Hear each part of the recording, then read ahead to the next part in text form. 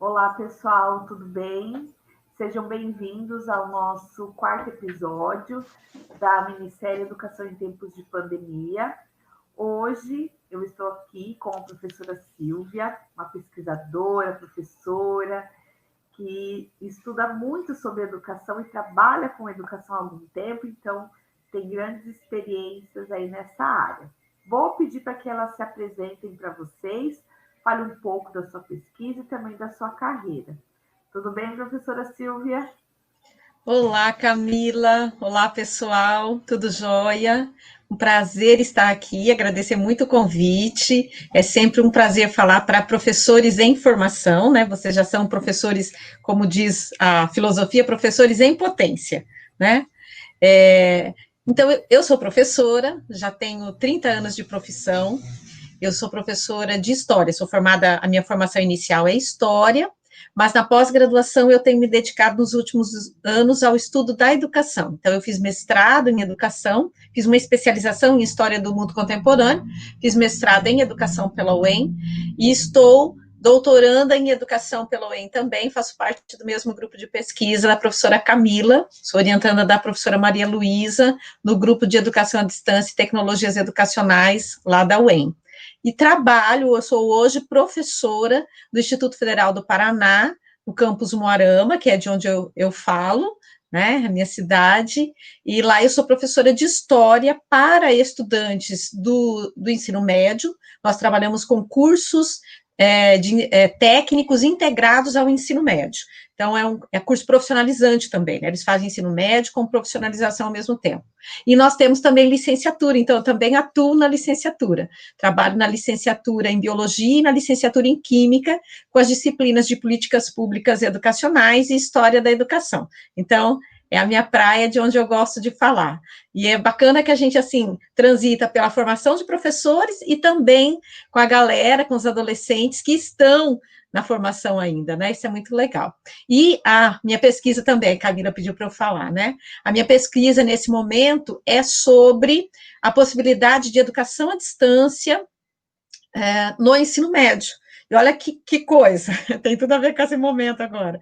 Quando eu comecei a pesquisar, isso era assim, nossa, as pessoas, ai, que absurdo, onde já se viu falar em educação à distância no ensino médio, né, que a última legislação agora, a Lei 13.415, da reforma do ensino médio, permite que até 30% do ensino médio seja feita de forma à distância, e para a educação de jovens e adultos, isso pode chegar a 80%.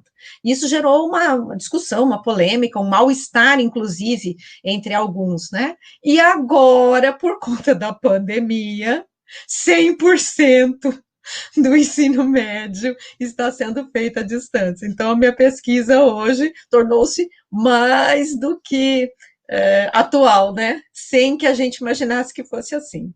É isso. E é isso mesmo, Silvia. E nós não esperávamos, né, que tudo isso fosse acontecer. E eu acredito que a sua vivência, a sua pesquisa e esse caminho que você tem percorrido vai contribuir muito para as nossas discussões e trazer uma visão para os nossos alunos com relação à escola pós-pandemia, que é a nossa temática, né? Como que nós podemos pensar em uma educação, em uma escola pós-pandemia? Então, eu acho, assim, é uma incógnita para todo mundo, né? Então, a gente fica muito assim, pensando no que a gente está vivendo e pensando no que na perspectiva que as pessoas alimentam. Aqui no Instituto Federal do Paraná, nós temos também, além de fazer parte do grupo de educação à distância e tecnologias educacionais com a Camila, aqui no Instituto Federal a gente tem um grupo de pesquisas em educação também, que reúne vários professores do campus e professores que são de fora da instituição também. Nós lá nos dedicamos ao estudo do currículo, de políticas educacionais, áreas que envolvem educação, porque tem profissionais de áreas diversas. E a gente tem conversado muito sobre isso. Eu, no momento, estou em afastamento para terminar o doutorado, né? Então, quando a pandemia chegou, eu já não estava na escola. Eu comecei o meu afastamento no final do ano passado, para terminar, eu tenho que terminar o trabalho até o ano que vem. Mas os meus colegas estavam em sala de aula e estão no desafio, né, das aulas remotas. O Instituto Federal adotou uma perspectiva de aulas remotas, não cumprindo todo o conteúdo curricular, como está acontecendo nas escolas particulares. Lá estão sendo feitas atividades integradas entre várias disciplinas, levando em consideração, e inclusive há uma portaria que orienta isso, a gente estudou a portaria, levando em consideração o momento delicado, inclusive emocionalmente, do estudante e as condições das famílias. Foram feitas pesquisas para ver se os estudantes tinham condições de acesso. Então, a gente descobriu assim que tinha estudante que não tinha nenhum tipo de acesso, só o celular, que para muitas atividades não é o suficiente. Estudantes que moram na zona rural muito longe, que o sinal de internet é muito ruim. Então, nós temos, assim, realidades das mais diversas. É uma escola pública, né? Temos estudantes com boas condições, condições regulares e condições muito baixas para fazer as atividades no momento. Então, a gente entende que tudo isso mexeu com as nossas perspectivas. Na volta, né? Então, agora está se fazendo dessa forma, né? Fazendo-se o que é possível. Na volta, eu penso que a gente vai ter uma oportunidade muito grande de ressignificar as nossas relações na escola, porque todos estão sentindo falta do ambiente escolar. A gente vai naturalizando isso, né, no dia a dia, tanto como professores, como estudantes, e a gente vai esquecendo da importância que é essa convivência no ambiente escolar. Né? A gente torcia muito para ter um feriadinho para não estar na escola, e agora a gente está muito sedento de escola. Eu estou aqui falando com vocês, e vocês vão estar me ouvindo depois. O meu desejo é que vocês estivessem aqui na minha frente, né? Porque eu gosto muito do contato com o estudante. Então, acho que essa é uma coisa, a gente vai ressignificar as nossas relações nas escolas, relação profissional-profissional, relação aluno-professor, a relação de outros profissionais na escola, porque no caso do Instituto Federal, por exemplo, é uma instituição que trabalha com ensino, pesquisa e extensão. Então, nós temos lá um conjunto de profissionais muito grandes, a gente tem assistente social, psicólogo, tem uma série de profissionais do administrativo, né, porque a escola faz as suas próprias compras por meio de licitação, então, tem uma equipe grande de profissionais das mais diferentes áreas. Eu acho que todos esses profissionais, todos nós, como comunidade escolar, teremos a oportunidade de ressignificar as relações. E em relação ao que a forma de trabalho, né? Bom, não precisa nem dizer que a gente é obrigado a pensar agora no uso das tecnologias de informação e comunicação na escola. Nós tínhamos o uso dessas tecnologias de maneira, assim, modesta em muitas áreas, em alguns cursos mais, em outros menos, né? Por exemplo, o curso do ensino médio integrado em informática usava mais, por conta das próprias características do curso, por conta das próprias disciplinas de formação. Outros menos. Agora todo mundo tem que usar muito mais. E isso nos mostrou uma realidade para a qual nós não estávamos preparadas. Ao mesmo tempo, falando da reforma do ensino médio, né, porque eu estou falando de uma escola que 50% das vagas são ofertadas para o ensino médio, então nosso público maior é o ensino médio. Então, falando sobre o ensino médio, ao mesmo tempo que a gente pensa assim, bom, que legal, agora, com essa pandemia e o uso do ensino remoto, vai ficar fácil pensar na aplicação da educação à distância. Agora não há o que discutir. Eu penso que é o contrário. A minha perspectiva como professora e como pesquisadora é de que agora é o momento para se discutir. Já que a gente está fazendo, não da forma melhor, mas como é possível fazer, e isso já é uma reflexão que a gente precisa fazer, quanto a gente precisa melhorar, né, o uso das ferramentas tecnológicas para a educação. Então, é o momento, acho que a pandemia nos possibilita pensar sobre isso. Essa discussão, Camila, eu penso que ela vai ser uma discussão curricular, sabe? Ela, mais do que só pensar a tecnologia, nós vamos ter que pensar currículo como um todo. Todos os profissionais da escola precisarão se mobilizar e pensar o que a gente vai fazer com isso agora, porque não é só como se ensina, não é pensar a tecnologia como se ensina, é pensar que existe uma ética no uso da tecnologia, é pensar que existem questões que não foram resolvidas para o uso da tecnologia, é pensar que nós não temos formação dos profissionais para o uso dessas tecnologias. Então, a minha perspectiva é que nós deveremos aproveitar esta situação para repensar todo o currículo escolar. E aqui, quando eu falo currículo escolar, gente, eu não estou falando de distribuição de disciplina, numa carga horária, numa matriz, não. Eu estou falando de tudo, das disciplinas, do como fazer, das metodologias, do como avaliamos para quê, e qual é a função da escola e de cada das pessoas dentro da escola no desenvolvimento da educação. Acho que é a hora de pensar em tudo. E é bem pertinente sua fala, Silvia, com relação a isso. Porque todo mundo, nós, né, de modo geral, nós falamos assim, quando tudo voltar ao normal, né? Quando tudo se normalizar, mas que normal é esse, né? Será que nós vamos poder voltar, fingir que tudo isso não aconteceu, que não houve aula remota, e voltar para a escola da forma como nós saímos lá em meados de abril? Como seria essa perspectiva de um novo normal, se assim que nós podemos, né, intitular esse momento? Tem razão, a gente torce para voltar ao normal, e tem que ser realmente um novo normal, porque aí a gente começa a se questionar assim, será que o que a gente está vivendo era normal? Ou a gente tinha naturalizado as dificuldades e as fragilidades da escola, né, e estava tocando assim. Então, acho que a gente precisa rever, né, repensar o que é normal, e acho que aí, puxando o gancho do que eu vinha discutindo, além de currículo, essa é uma discussão também de políticas públicas em educação. Porque toda essa discussão sobre as aulas remotas agora que estão acontecendo e como é que elas vão acontecer depois, como é que a gente vai retomar o currículo, né? Aí a gente experimentou, viu que pode, que é possível, que disciplinas, por exemplo, discutíamos esses dias com os colegas, quais disciplinas podem ser ensinadas à distância? Todas podem? Todas são da mesma forma?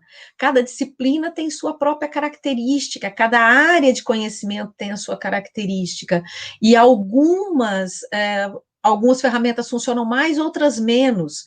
Tudo isso tem que ser pensado. Então, assim, não existe impossibilidade.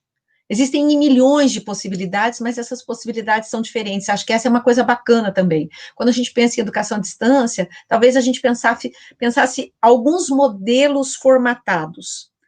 Acho que a gente pode agora ter a oportunidade de criar modelos, de pensar novas possibilidades, todas as disciplinas, todos os professores. A gente rompeu com esse padrão de que EAD serve só para alguns tipos de curso, para alguns tipos de disciplina.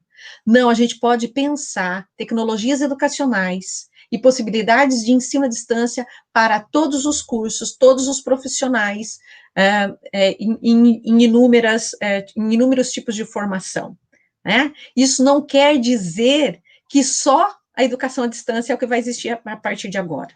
Não, eu acredito que nós agora criamos uma perspectiva de romper com esta a questão dos contrários, dos opostos, como se educação à distância e ensino presencial fossem opostos, fossem contrários. Não, acho que a gente está mostrando que eles são possíveis juntos. E aí é muito séria a questão das políticas públicas. Essa pandemia está está trazendo à tona fragilidades sociais imensas na escola. Estou falando da escola pública, que é o local onde estão milhões de estudantes, e para o local para onde vão vocês que estão estagiando, os estudantes, e os futuros professores. A maioria vai atuar em escola pública. Nós vamos atuar também na rede particular, mas a rede maior é a rede pública. E que fragilidades estão lá? Estudantes que mal têm material, e que estudantes que estão se ressentindo da falta da merenda escolar. Nós não temos uma política de acesso à internet garantido, né? A gente tem já isso formatado, mas não usado. Não se resolve educação pública com qualidade, contratando uma plataforma simplesmente, ou contratando uma empresa para terceirizar o serviço de gravação de aulas, né? Não é assim que se faz educação à distância, não é assim que se faz educação. Nós precisamos de políticas públicas sérias, de formação de professores, de formação em serviço, né, de abertura de discussões curriculares, de financiamento para que as escolas se equipem e possam fazer o seu trabalho da melhor forma possível. Então, a pandemia está revelando, a gente já conhecia muitas fragilidades, mas esta é uma fragilidade que a gente estava deixando no cantinho, não estava discutindo muito, até quando eu comecei a fazer a pesquisa dos 30% da educação à distância no ensino médio, na minha banca de qualificação, uma professora falou assim, Silvia, porque a princípio eu comecei a levantar, será que as escolas têm laboratórios de informática adequados? Eu mais ou menos sabia, pela realidade que eu conheci de muitas escolas. O Instituto Federal do Paraná tem laboratórios mais recentes, porque é uma instituição mais nova, mas a maioria das escolas tem computadores antigos, né, que não rodam uma série de programas, e eu comecei a fazer esse levantamento das escolas, e uma professora na banca disse assim, Silvia, essa não deve ser a sua grande preocupação. Eu falei, mas como assim, professora, se a gente está pensando em educação à distância para o ensino médio na escola pública, não tem que ter lá minimamente o ferramental, né, para fazer isso? Ela disse, não, porque você pode contar que o Estado vai fazer é terceirizar esse serviço. E é o que a gente está vendo em muitas regiões, o governo contratando empresas para a gravação de aulas, né, terceirizando o serviço, e isso já tem uma problemática imensa envolvida, principalmente quando a gente fala de educação básica. Na educação básica, a gente começou falando sobre isso, né, e acho que eu quero amarrar aqui, o nosso tempo já está chegando ao fim, a discussão é tão boa. Eu quero amarrar aqui com essa questão que a gente trouxe no começo, né? É o momento da gente repensar as relações na escola também. E grande parte do nosso trabalho no processo de ensino-aprendizado se dá na relação com o estudante. E quando eu falo de estudante de educação básica, crianças e jovens precisam muito dessa relação com o professor. Então, assistir uma aula gravada de uma pessoa que eu nunca vi na vida é outra coisa. Quando a aula é do meu professor, né? Quando, por meio das ferramentas tecnológicas, eu estou em relação com o meu professor, com pessoas que me conhecem, que sabem da minha realidade, há uma diferença total do que isso que a gente tem feito agora, né, de gravação de aulas por outras pessoas em outros lugares, longe da realidade dessas crianças e desses jovens nessas escolas. Então, acho que é o momento ideal, acho que a gente tem bilhões de possibilidades. E o que me preocupa muito nós precisamos, nós profissionais da escola, os estudantes, o pessoal que está se preparando para ir para a escola, os professores na academia, os pesquisadores, nós precisamos estar dispostos a sentarmos todos juntos, juntarmos, né, a história de tudo isso que aconteceu agora e pensar o que é que nós podemos fazer com tudo isso, o que é que nós queremos propor e o que é que nós precisamos exigir do Estado enquanto políticas públicas, da sociedade civil, né, e na sua relação com a escola, para que a gente crie uma nova escola, um novo currículo, um novo olhar de políticas públicas para a educação, para seres humanos que terão que se reconstruir depois de uma pandemia, que não é qualquer coisa. Eu acho que é isso. Olha, Silvia, nós não poderíamos terminar melhor essa minissérie, né? Essa fala foi, assim, veio de encontro às nossas discussões, aquilo que nós viemos pensando no decorrer dos 4 episódios da minissérie, e de fato não é deixar para depois, né? É pensar agora. Esse é o momento de se pensar todo o processo, não é esperar acabar a pandemia, né, para que depois nós possamos pensar em um modelo de escola. Não, né? É junto, é fazer isso enquanto estamos fazendo educação remotamente. Perfeito. Gostaria muito de agradecer as suas contribuições, né, por ter aceito o convite de estar aqui compartilhando seus conhecimentos, compartilhando as suas ideias e a sua trajetória enquanto pesquisadora com os nossos alunos.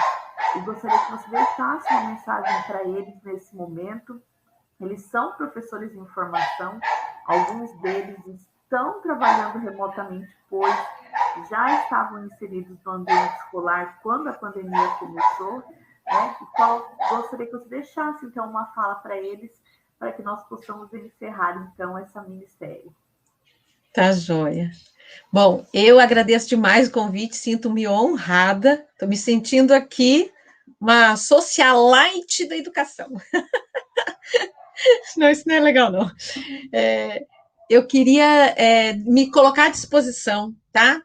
Professora Camila, se tiver perguntas, considerações, se alguém quiser aprofundar um pouco mais, tá? A Camila tem meu e-mail, meu WhatsApp, meu contato, eu fico à disposição. Eu adoro, falei para a Camila, tem que controlar meu tempo, senão eu falo 2 horas sem parar. Então, fico à disposição de vocês para a gente trocar ideia, trocar figurinha, tá? Super à disposição mesmo. E a minha mensagem para vocês é a seguinte, gente. Vocês estão em formação, muitos já estão atuando, vivendo essas dificuldades. Alimentem-se da energia uns dos outros. Apoiem-se nos seus pares, nos seus outros colegas de trabalho. Quem deve responder pela educação, quem precisa dizer do que a escola precisa e o que precisa ser feito na escola, são os profissionais da educação. Nós temos vivido nas últimas décadas uma ingerência muito forte de empresários na educação, né? Grupos organizados de empresários dizendo o que é bom para a escola. Quem precisa dizer o que é bom para a escola são os professores e os estudantes. E esta é outra dica que eu dou a vocês. Unam-se aos seus estudantes. Os estudantes, a minha experiência com os adolescentes, eles têm muita coisa para dizer. Muita coisa para dizer. Eles pensam e se preocupam com muita coisa. Então, nós estarmos juntos com os estudantes que estão vivendo o mesmo drama que a gente, eles participarem dessa reconstrução do currículo, vai ser extremamente importante, isso vai fazer a diferença. E vocês estão passos à nossa frente, porque estão em formação, fazem formação por meio das tecnologias educacionais, vocês têm mais ambientação com isso, então vocês estão capacitados para tomar as rédeas da situação e fazer parte dessa história. Alimentem-se de esperança, porque a gente vai ter muito trabalho pela frente. Vamos contar uns com os outros. Obrigada mais uma vez, professora Silvia. E eu me despeço de vocês, alunos, com essa fala belíssima da professora Silvia e com as nossas reflexões. Então, aproveitem esse momento de formação de vocês para, então, pensar sobre educação e pensar nas novas possibilidades que nós temos à frente para a educação. Um forte abraço a todos. Abraços a todos.